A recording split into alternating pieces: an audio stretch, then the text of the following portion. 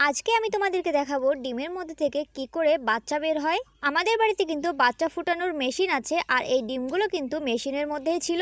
কখনো কখনো এমনটা হয় যে বাচ্চা কিন্তু নিজের থেকে বের হতে পারে না, তাদেরকে আমাদের বের করে দিতে হয়। আর যারা নতুন, যারা বাড়িতে মুরগির পেটের তলে ডিম দিয়ে বাচ্চা ফুটোচ্ছ বা মেশিনে ফুটোচ্ছ, যারা জানো না তাদেরকে আমি বলে দিচ্ছি। অনেক সময় এমনটা হয় যে বাচ্চা নিজে থেকে বের হতে পারে না আর ভেতরেই মরে যায়, আর আমরা ওয়েট করতে থাকি কখন বেরোবে কখন বেরোবে। ওরা কিন্তু আর পরে বের হতে পারে না। সবসময় এই জিনিসটা লক্ষ্য করবে যে সব বাচ্চা বেরিয়ে যাচ্ছে, এই ডিমটা শুধু খোট মেরে বসে আছে আর মানে বেরোতেই পারছে না, আর ভিতরে চিচি করে ডাকছে, অনেক টাইম হয়ে যাচ্ছে এখনও বেরোচ্ছে না। তখন তোমরা কি করবে, আস্তে আস্তে করে ওই ডিমের পাশ থেকে খোসাগুলোকে ভেঙে ভেঙে তারপরে আস্তে আস্তে টেনে টেনে তার মুখটা ধরে টেনে বের করার চেষ্টা করবে, দেখবে আরামসেই বেরিয়ে আসবে। যেই বাচ্চাদের শরীরে ইমিউনিটি পাওয়ার বেশি থাকে তারা তো আরামসে বেরিয়ে যায়, কিন্তু যারা একটু কমজোর হয় তারা কিন্তু বের হতে পারে না।